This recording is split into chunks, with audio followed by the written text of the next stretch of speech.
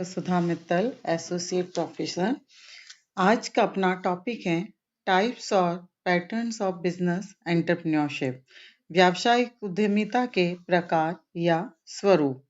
जैसा कि हमने पढ़ा, उद्यमिता कई प्रकार से की जाती हैं। एक उद्यमी के अंतर्गत विभिन्न प्रकार की स्किल्स होती हैं, योग्यताएं होती हैं और उस आधार पर वो अपने व्यवसाय को प्रारंभ करता है और अपने व्यवसाय के अंतर्गत विभिन्न प्रकार की क्रियाओं को करते हुए अपने उद्देश्यों को, अपने लक्ष्यों को प्राप्त करता है। तो ऐसी स्थिति में प्रत्येक देश की जो आर्थिक सामाजिक दशा है वो अलग-अलग होती हैं, भिन्न-भिन्न होती हैं। तो व्यवसाय के प्रति व्यक्तियों का जो दृष्टिकोण है, उनके जो विचार हैं, कल्पनाएं वो भी भिन्न-भिन्न होती हैं। तो ऐसी दशा में उद्यमिता के जो स्वरूप हैं या उनके जो प्रकार हैं, उनमें भी भिन्नता पाई जाती हैं। तो इसलिए उद्यमिता के प्रकार यानी उसके स्वरूप को हम कई भागों में विभाजित कर सकते हैं।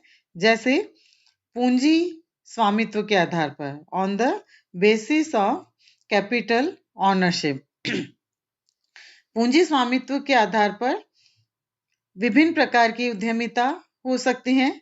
जैसे निजी उद्यमिता, प्राइवेट एंटरप्रेन्योरशिप, जब व्यक्ति या व्यक्तियों का समूह निजी क्षेत्र में व्यवसाय प्रारंभ करते हैं या जोखिम उठाते हैं या कोई नया कार्य करते हैं, तो उसे हम निजी उद्यमिता कहते हैं। ऐसे उद्यमों का जो मुख्य उद्देश्य है वो क्या होता है? व्यक्तिगत लाभ कमाना होता है और इस प्रकार के उद्यमियों का विकास जो कैपिटलाइज्ड कंट्रीज हैं, जहाँ पूंजीवादी जो देश हैं, उनमें निजी साहस के कारण उनके कैपिटल यानी उनके पूंजी में वृद्धि होती है और ऐसे देशों में इस प्रकार की उद्यमिता को महत्व दिया जाता है। जैसे इंग्लैंड, अमेरिका, जर्मनी, जापान एवं फ्रांस। सेकंड, सरकारी अथवा सार्वजनिक उद्यमिता, गवर्नमेंट और पब्लिक एंटरप्रेन्योरशिप। जब सरकार सार्वजनिक कल्याण की भावना से सरकारी अथवा कोई सार्वजनिक क्षेत्र में व्यावसायिक उपक्रम चालू करती हैं और इससे संबंधित जोखिम उठाती हैं, तो उसको हम सरकारी उद्यमिता कहते हैं। उद्यमिता का ऐसा जो स्वरूप है, इस प्रकार ये जो प्रकार है, ये समाजवादी एवं साम्यवादी देशों जैसे रूस, चीन एवं युगोस्लाविया आदि में देखने को मिलता है। थर्ड, संयुक्त उद्यमिता, जॉइंट एंटरप्रेन्योरशिप, जब निजी एवं सरकारी स्वामित्व की साझेदारी के रूप में जो व्यवसाय प्रारंभ किया जाता है, तो वो जॉइंट एंटरप्रेन्योरशिप, संयुक्त उद्यमिता के नाम से जानी जाती हैं। इस प्रकार की उद्यमिता की जो मुख्य बातें हैं कि इसमें निजी और सरकारी दोनों का जो ऑनरशिप है, स्वामित्व है, वो मिला जुला रूप होता है। इसमें निजी क्षेत्र के उद्यमों को विनियोजन का अवसर प्रदान किया जाता है, किंतु जो मुख्य रोल है, मुख्य भूमिका है, वो गवर्नमेंट की होती है, सरकार की होती हैं। फिर है सहकारी उद्यमिता, कोऑपरेटिव एंटरप्रेन्योरशिप, जब कई व्यक्ति मिलकर सहकारिता के आधार पर उपक्रम की स्थापना करते हैं, जोखिम उठाते हैं एवं नवकरण या कोई नया कार्य करते हैं, तो इसे सहकारी उद्यमिता कहते हैं। जैसे भारत में सहकारी उद्यमिता में कई ऐसे उद्योग हैं, चीनी उद्योग, वस्त्र उद्योग, कृषि पदार्थों का उद्योग, डेयरी उद्योग, लघु एवं कुटीर उद्योग और खाद्यान्न उद्योग, इस तरह के उद्योगों की स्थापना की गई है और भारत के अंतर्गत इस तरह के सहकारी उद्यमिता को आगे बढ़ाया गया है। फिर सेकंड जो आधार है, विकास या परिवर्तन के आधार पर उद्यमिता के प्रकार या स्वरूप।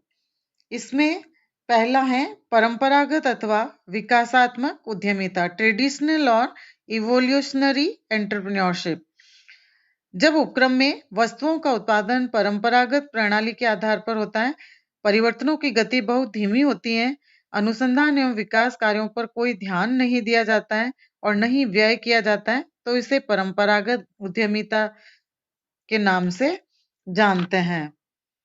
आधुनिक अथवा क्रांतिकारी उद्यमिता, मॉडर्न और रिवोल्यूशनरी एंटरप्रेन्योरशिप, परंपरागत उद्यमिता के विपरीत इसके ठीक अगेंस्ट यानी इसके उल्टी, जब उद्यमी व्यवसाय में जोखिमपूर्ण योजनाएं बनाते हैं, साहसिक निर्णय लेते हैं, वस्तुओं के उत्पादन की नई विधियों का प्रयोग करते हैं और उपक्रम का विस्तार तीव्र गति से करते हैं, तो उन्हें आधुनिक अथवा क्रांतिकारी उद्यमिता के नाम से जानते हैं।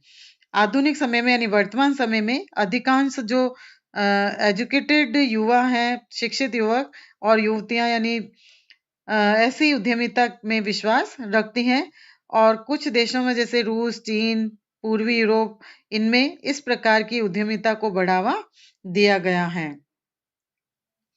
थर्ड है स्थानीयकरण के आधार पर, on the basis of centralisation. इसमें दो प्रकार की उद्यमिता होती है। केंद्रीकृत उद्यमिता, सेंट्रलाइज्ड एंटरप्रेन्योरशिप, जब आधारभूत सुविधाएं जैसे जल, विद्युत, सड़क, यातायात एवं संदेशवाहन आदि की उपलब्धि, उपयुक्त स्थिति, पहले से स्थापित इकाइयों की प्रवृत्ति के कारण जो इस प्रकार के यानी कि उसके जो पूरे राइट्स हैं वो केंद्रीकृत होते हैं, और इसके अंतर्गत जो भी निर्णय लिए जाते हैं वो निर्णय जो टॉप लेवल पर लिए जाते हैं, तो उनको केंद्रीकृत उद्यमिता के नाम से जाना जाता है। यानी जब नए उद्यमी इन सुविधाओं का लाभ उठाने के लिए अन्य इन्हीं स्थानों पर उद्योग स्थापित करने और कार्य करने का निर्णय लेते हैं, तो वह केंद्रीकृत उद्यमिता कहलाते हैं। फिर है विकेंद्रीकृत उद्यमिता, डिसेंट्रलाइज्ड एंटरप्रेन्योरशिप। जब उद्यमियों द्वारा देश के विभिन्न स्थानों, भागों या क्षेत्रों में उपक्रमों की स्थापना की जाती है, तो उसे विकेंद्रित उद्यमिता कहा जाता है। इस प्रकार के उद्यमिता का मुख्य उद्देश्य नियोजित विकास करना, पिछड़े क्षेत्रों का विकास करना, रोजगार सृजन करना एवं धन का समान वितरण करना आदि होता है। आकार के आधार पर लघु उद्यमिता, स्मॉल एंटरप्रेन्योरशिप, और लार्ज एंटरप्रेन्योरशिप, बृहत उद्यमिता।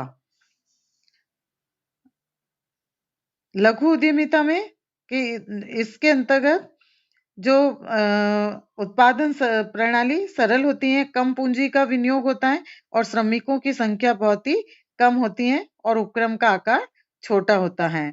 जबकि बृहत उद्यमिता के अंतर्गत इसकी जो उत्पादन प्रणाली है, प्रोडक्शन प्रोसेस है, वो जटिल होता है और बहुत अधिक मात्रा में पूंजी का विनियोग किया जाता है, और अधिक से कई सारे श्रमिकों की इसमें अधिक संख्या में होती है, और उपक्रम का जो आकार है वो बड़ा होता है, और उत्पादन भी लार्ज स्केल पर किया जाता है।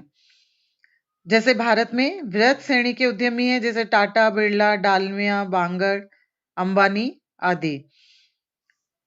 उद्यमशील अथवा साहसिक कार्यों के आधार पर, on the basis of entrepreneurial functions. इसमें कई प्रकार की उद्यमिता, दो प्रकार की उद्यमिता मुख्य रूप से होती है। नैतिक उद्यमिता, रूटीन एंटरप्रेन्योरशिप, और न्यू टाइप एंटरप्रेन्योरशिप, नवीन उद्यमिता। नैतिक उद्यमिता का अभिप्राय व्यवसाय के जैसे उन प्रबंध के कार्यों जैसे नियोजन, संगठन, समन्वय, निर्देशन और जो अभिप्रेरण, कंट्रोल आदि हैं, जो दैनिक या जो नित्य प्रतिदिन कार्यों का आवश्यक भाग होते हैं, और इसके अंतर्गत उद्यमी का मुख्य कार्य उपयुक्त योजनाएं बनाना, निर्णय लेना और कार्यक्रमों का निर्धारण करना, ये रूटीन एंटरप्रेन्योरशिप के अंतर्गत आता है। नवीन या नव उद्यमिता का अभिप्राय नव प्रवर्तनकारी एवं सृजनशील उद्यमिता से होता है, और इस प्रकार के उद्यमिता में जो कार्य आते हैं वो है नए नए विचारों का सृजन करना, क्रियान्वयन करना और नए नए अवसरों की खोज करना, नई तकनीकों को जानना, उनका उपयोग करना। नेतृत्व के आधार पर, on the basis of leadership, इसमें व्यक्तिगत उद्यमिता और समूह उद्यमिता, ग्रुप एंटरप्रेन्योरशिप। वैयक्तिक उद्यमिता में जब व्यवसाय का प्रबंध और संचालन सारे कार्य एक ही व्यक्ति द्वारा किए जाते हैं, तो उसको वैयक्तिक उद्यमिता कहते हैं।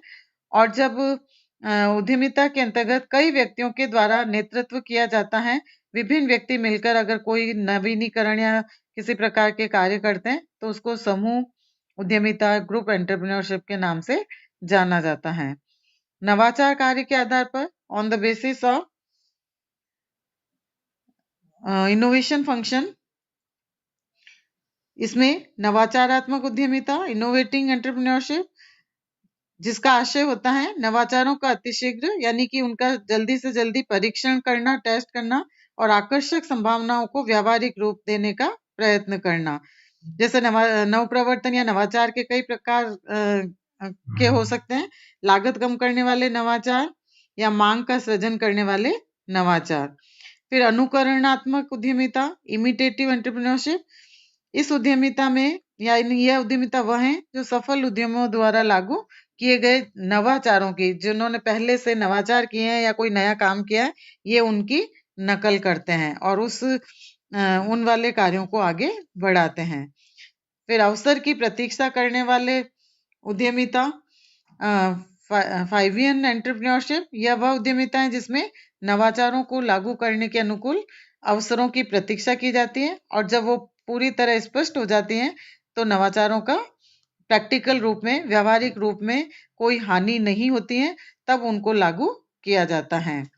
निष्क्रिय उद्यमिता, ड्रॉन एंटरप्रेन्योरशिप, यह वह उद्यमिता है जो उत्पादन सूत्रों में किसी प्रकार की रद्दोबदल करने अथवा किसी लाभप्रद नवाचार को लागू करने में रुचि प्रदर्शित नहीं करता है, यानी किसी प्रकार का कोई नया कार्य करने की रुचि नहीं रखता है, जो काम चला आ रहा है उसको करता है। भले ही अन्य उद्यमियों को ऐसा करने से काफी लाभ होता है, फिर भी वो उनको दूसरों को देखकर निष्क्रिय रहता है, स्वयं उसको करने का प्रयास नहीं करता है। फिर अदर बेसिस, अन्य आधार पर, जैसे शहरी एवं ग्रामीण उद्यमिता, अर्बन एंड रूरल एंटरप्रेन्योरशिप। जब उद्यमिता का विकास बड़े बड़े शहरों जैसे मुंबई, अहमदाबाद, कानपुर, कोलकाता, चेन्नई आदि तक सीमित होता है तो उसे शहरी उद्यमिता कहते हैं। और इस प्रकार उद्यमिता से अनेक बाधाएं उत्पन्न हो जाती है, जैसे प्रदूषण, भीड़ भाड़, गंदी बस्तियां। तो ये जो सामाजिक अपराध है, समस्याएं, आवास की समस्याएं, ये इनके अंतर्गत बढ़ जाती हैं। और ग्रामीण उद्यमिता, जिसमें छोटे छोटे गांवों और कस्बों में जो उद्यमी कार्य करते हैं तो उसको ग्रामीण उद्यमिता कहते हैं। व्यवस्थित उद्यमिता, सिस्टमैटिक एंटरप्रेन्योरशिप। व्यवस्थित उद्यमिता का आशय साहसियों द्वारा की गई ऐसी उद्देश्यपूर्ण नवप्रवर्तन व्यवस्था से है जिसमें निम्नलिखित कार्य करते हैं, जैसे नए ग्राहक, नए बाजार, नए अवसरों की खोज करते हैं। उद्यमी व्यवस्थित सिद्धांतों का पालन करते हैं और उद्यमी एक व्यवस्थित अनुसंधान प्रविधि का भी उपयोग करने का प्रयास करते हैं। तो ये विभिन्न प्रकार के प्रारूप उद्यमिता के प्रकार हम देख सकते हैं और इनमें से किसी भी रूप में, किसी भी टाइप से एक उद्यमी अपने व्यवसाय को स्थापित करता है, अपने उद्योग को स्थापित करता है और उसमें अपनी उद्यमिता के माध्यम से उन व्यवसायों को आगे बढ़ाने का प्रयत्न करते रहते हैं। Thank you.